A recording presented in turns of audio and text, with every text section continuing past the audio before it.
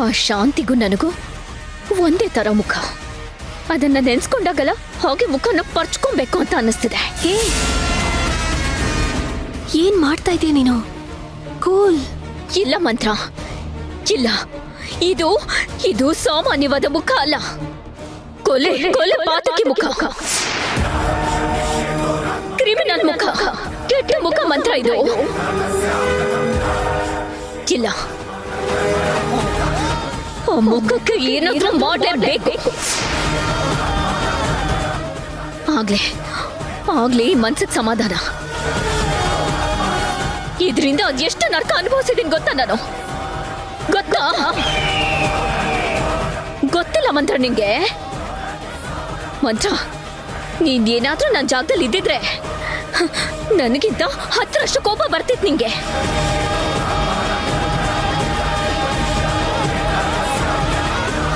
ಇಲ್ಲಿ ನೋಡರ್ಚನ, ಈ ನಿನ್ ಮುಖದ ಮೇಲೆ ಇಷ್ಟೊಂದು ಕೋಪ ತೋರಿಸ್ತಿದ್ಯಲ್ಲ, ಇದೇ ಮುಖಕ್ಕೆ ಇನ್ನೊಂದು ಮುಖ ಇರುತ್ತೆ.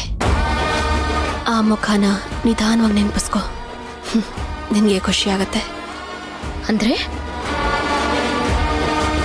ನನಗೆ 2 ಮುಖ ಇದೆ ಅಂತ್ಯಾ?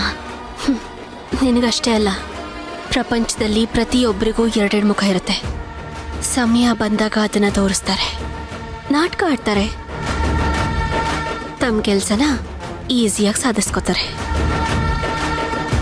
ನಿನ್ಗಿವಾಗ ಹೊರಗಡೆ ಕಾಣ್ತಾ ಇರೋ ಮುಖ ಶಾಂತವಾಗಿರುತ್ತೆ. ಅಯ್ಯೋ ಪಾಪ ಅನ್ನೋ ಥರ ಇರುತ್ತೆ, ಮುದ್ದಾಗಿರುತ್ತೆ, ಇನ್ನೊಬ್ರು ನಂಬೋ ಥರ ಇರುತ್ತೆ. ಆದ್ರೆ ಇನ್ನೊಂದು ಮುಖ ಇರುತ್ತಲ್ಲ, ಅದು ಅದರಲ್ಲಿ ದ್ವೇಷ ತುಂಬಿಕೊಂಡಿರುತ್ತೆ, ಸೇಡಿಂದ ಸಿಡಿತಾ ಇರುತ್ತೆ.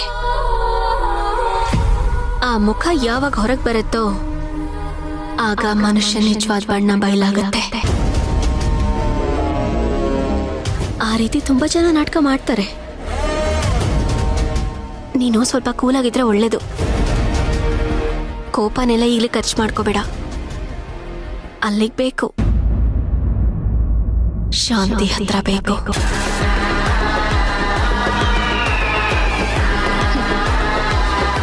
ಮಂತ್ರ ಕರೆಕ್ಟಾಗಿ ಹೇಳ್ತಿದ್ಯಾ?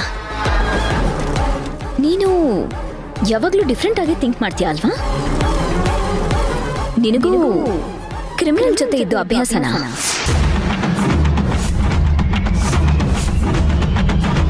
ಅಥವಾ ನಿನಗೂ ಕ್ರಿಮಿನಲ್ ತರ ಥಿಂಕ್ ಮಾಡಕ್ ಬರುತ್ತ ಮಂತ್ರ?